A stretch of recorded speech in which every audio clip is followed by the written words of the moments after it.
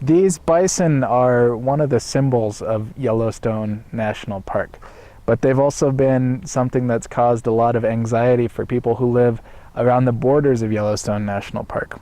Bison are known to carry brucellosis, which is a disease that affects bovidae, and so that means it can also infect cows.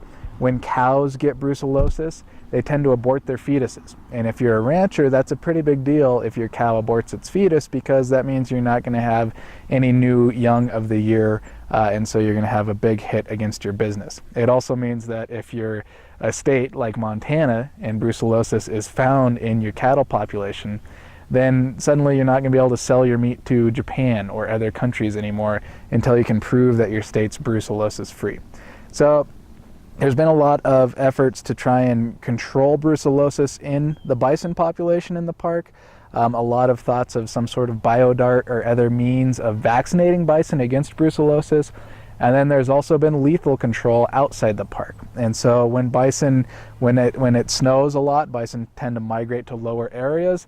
That tends to be areas outside of Yellowstone National Park. That tends to be Montana, Wyoming, places where there's cattle.